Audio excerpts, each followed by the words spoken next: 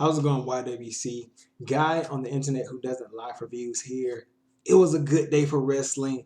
RoH Global Wars, pretty decent pay-per-view, especially the ending. And what happened on Twitter, I just mud stumped, stumped the mud hole and walked it dry. I can't do the Stone Cold Steve Austin voice. IWC, WWE fanboy cocksucker, a famous one. The Brad Rules. He was like, "Oh damn it, son, he got treated so badly by WWE," and I just tweeted to him. By the way, follow me on Twitter if you want to. You don't have to, but link to my Twitter down below. He was like, "Sandog got treated so bad." I was like, "Well, you're just gonna bash him or whatever when he goes to another company. You only love people when they go to WWE." And he was like, "Well, TNA or whatever." I didn't even say anything about TNA besides like he could go to RoH, TNA, or New Japan. He was just automatically brought up TNA, and he was like, nobody care about TNA. They only get something. Look, these IWCW fanboys, that's all they care about. They don't care about in-ring wrestling. They don't care about how good stuff is in the ring. They don't care about the storyline. They care about ratings and how much wrestlers make. They're not real fanboys. They're not real fans of wrestling. Sorry about that. And then he says something about, well, TNA is going out of business. The company's up for sale. I was like, this guy is the ultimate Dave Meltzer parrot. Like, he just believes, doesn't do any research for himself, and just believes everything Dave Meltzer said. I was like, you idiot. Well, I didn't really say you idiot. I was like, look, the company is getting investors. Nobody's buying the company. Could be Sinclair. I think Tishon said it. He said, Sinclair, they're buying into the company, so it could be a merger of the companies with Dizzy Carter still at control because she's not giving a fucking, you idiots in the IWC, she's not giving a fucking control of the company. What the fuck don't you understand? She has more money than Sinclair, so why would she?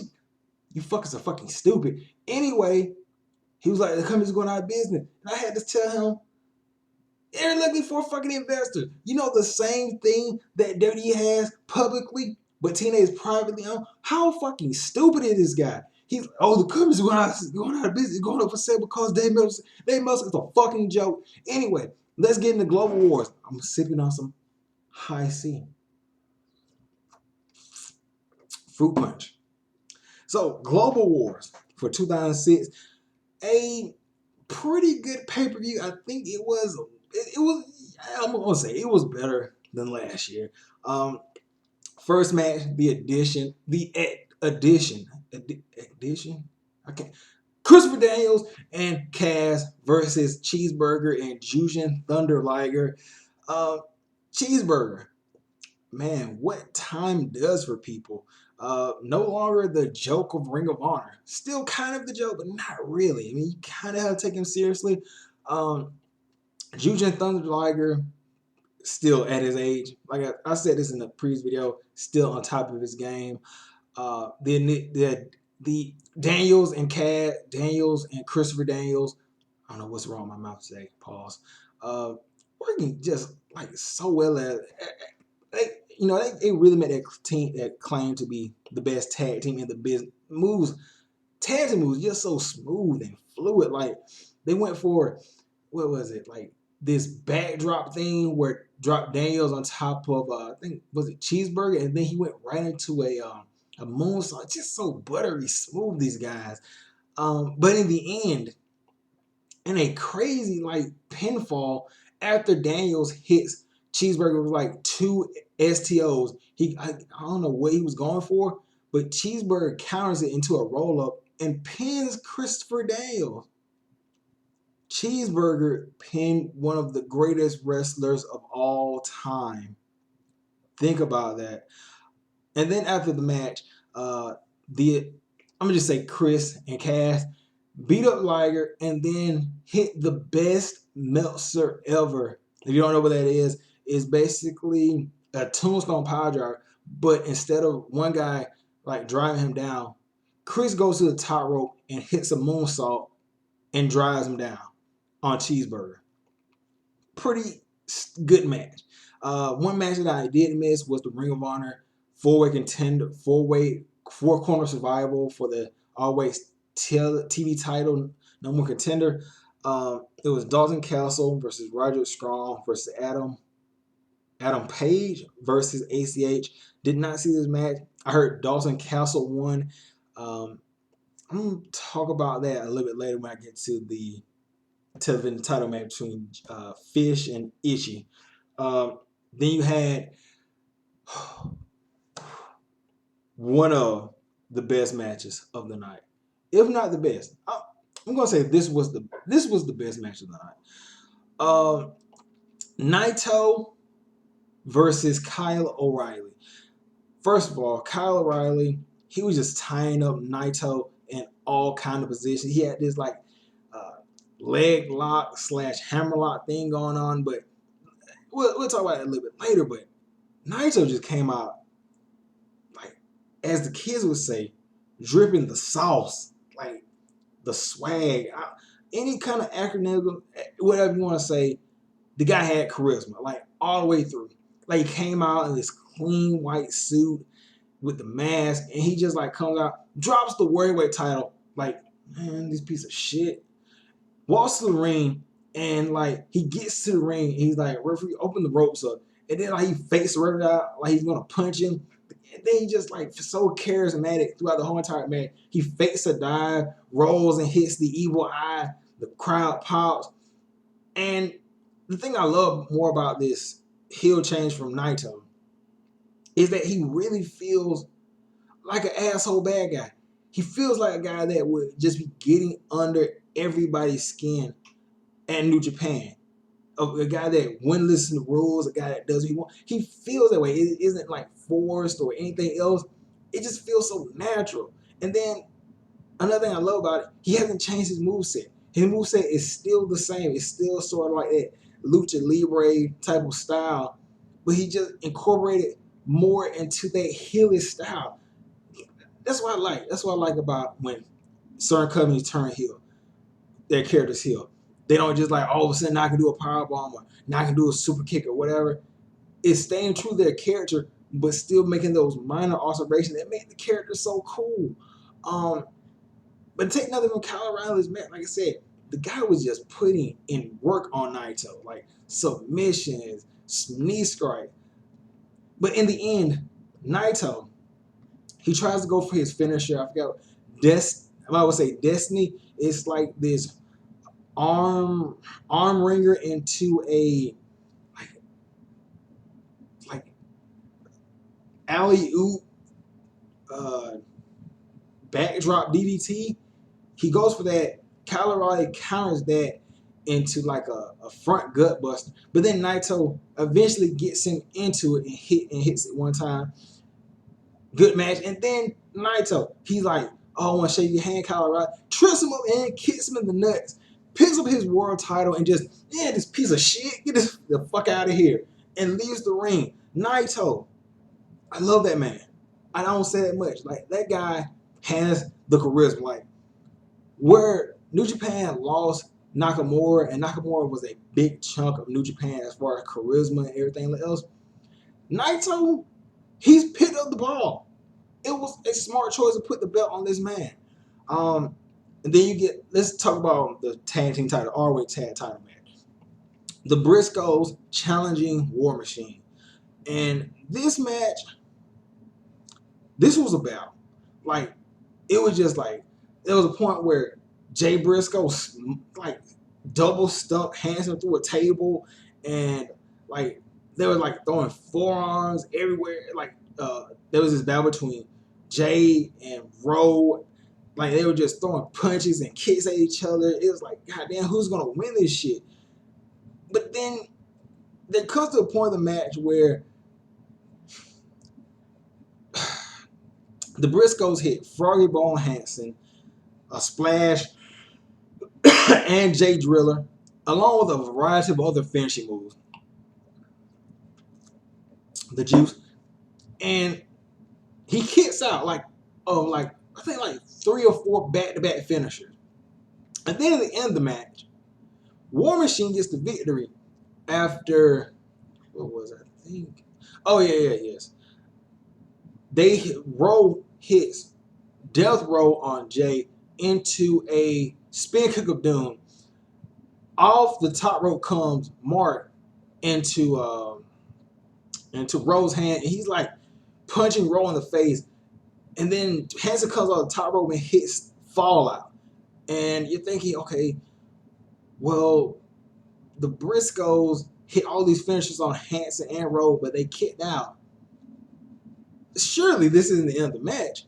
And it comes to be that War Machine retains the belts off of one finisher. And the crowd's like, really, nigga? Like, okay, so it's cool for them to kick out all these finishers, but the Briscoes don't. Like, it was just like everybody was looking around like this can't be. And there were so many like near falls, especially like when the J Driller was hit on Hanson. Like it was 1, 2, and it's like 1 inch from hitting the mat, and the crowd was like, "Oh, what?" Like, it was just, it was kind of weird, a weird ending. Then you get the Bullet. No. Oh, let's say talk about the Bullet Club, Young Bucks, Tama Tonga, Tongaroa, Camacho. I was Camacho. I forgot his name in TNA. I forgot his name in TNA. Both of the sons of Haku versus the Motor City Machine Gun, Kushida, and Matt Sydal. That was an interesting 4-man tag team because y'all know about the Motor City Machine Gun starting TNA. And then you have Alex Shelley, who was a tag team partner of both, obviously Chris Sabin and Kushida. You know, him and Kushida are the Time Splitters. But then you have Matt Sydal, who is also a tag team partner of Chris Sabin, aka Love Gun. So it's a very intertwined tag team where all the men have kind of tag teamed with each other in the past. One of the best things about this match was the troll by Mr. Wrestling 3, aka Steve Corino. He's like implying that he bought this super kick counter, spit $6,000 on the Bucks, told him they were going to be a new member or whatever, which we'll talk about later. Well, maybe you saw the other video that I put up. But he's like, I bought the super kick counter because the Young Bucks, you know, they throw all these super kicks or whatever. And you know the Bucks, they're famous for those. And he's like, they're going to say they're going to break a record on super kicks. And during the whole entire match, the Young Bucks throw 0 super kicks, and Mr. Wrestling is losing his fucking mind. Like, I just spent $6,000 on this shit. Like, goddamn. Not a bad match. It wasn't the best match I've seen the Young Bucks in. This is my first time seeing the Tonga Haku's son as a tag team. They're okay.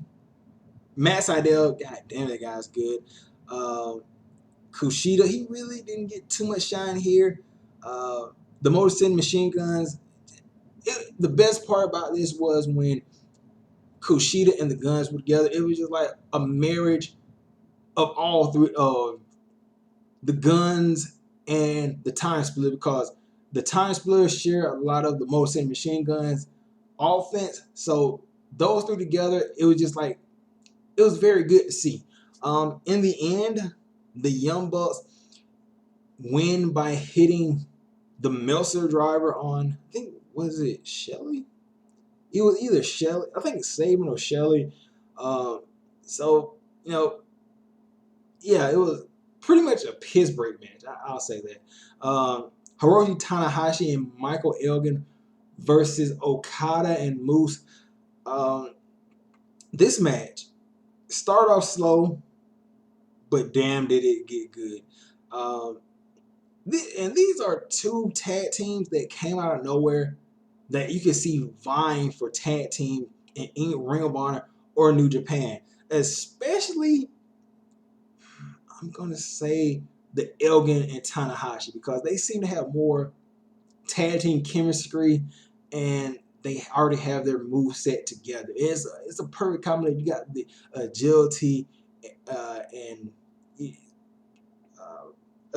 other things from Tanahashi, and you got the straight raw power from Elgin. So that's a really good tag team. Okada and Moose, I could see becoming a great tag team. In the end, Moose and Okada get the victory.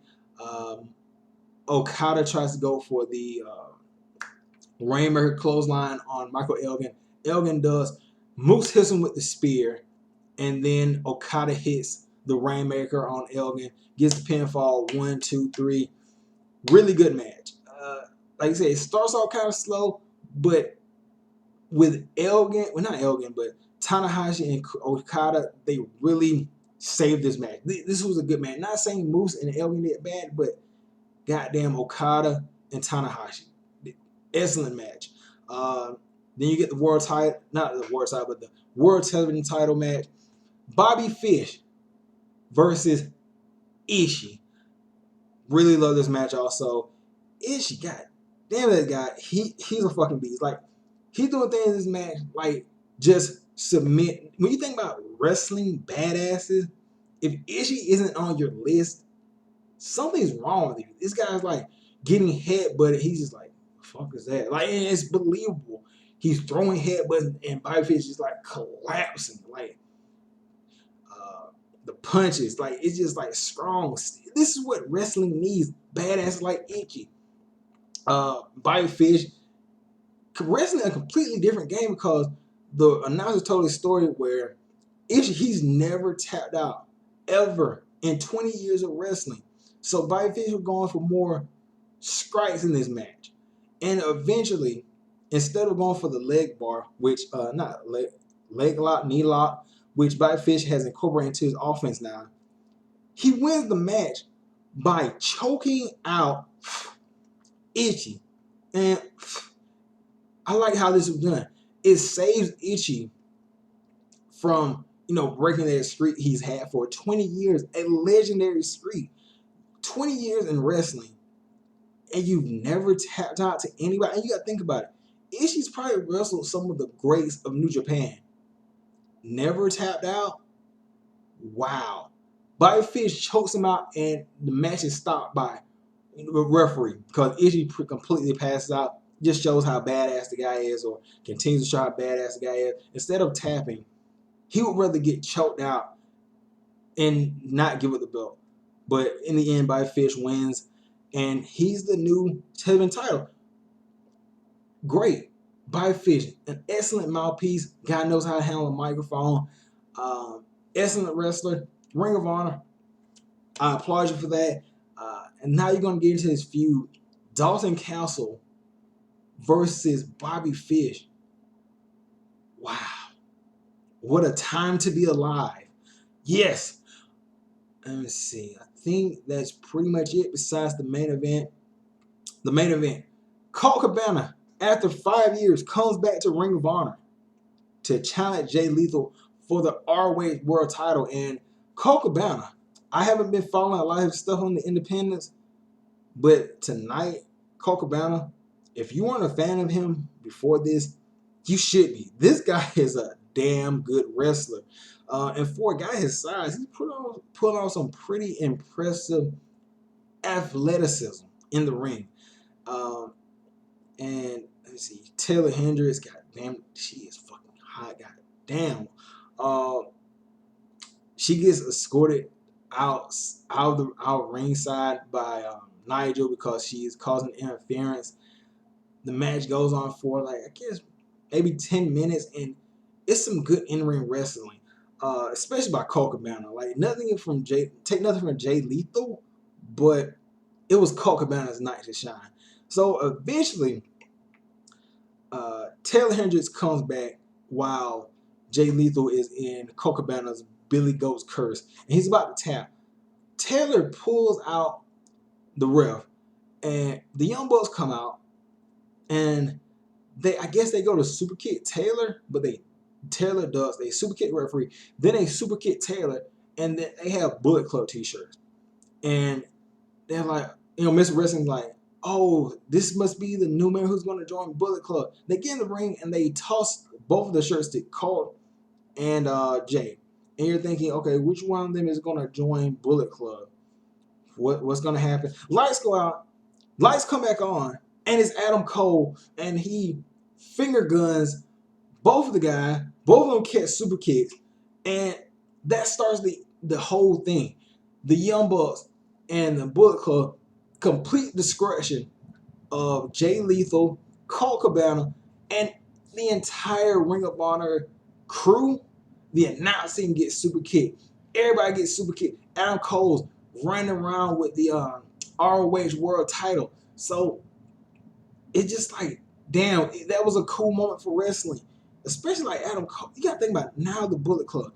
No longer are they jokes. Like, there was a point like Battle for later. It's just like, damn, the Bullet Club kind of sucks besides the Elite. But now you got Adam Cole, Tama Tonga, and his brother, World Tag Team Champions, and being cool and dominant with the Young Bucks. And you got Kenny Omega there. This is cool for Ring of Honor and New Japan.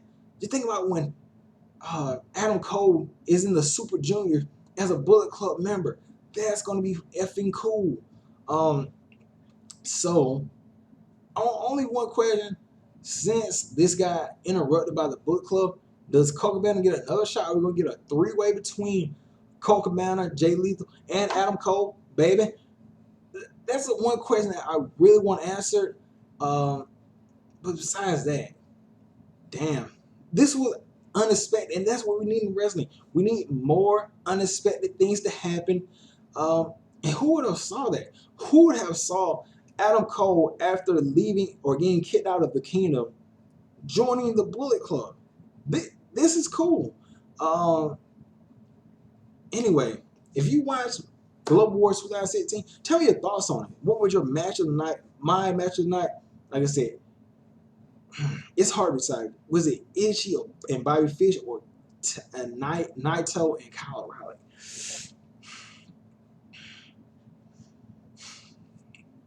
God damn, that's a tough choice.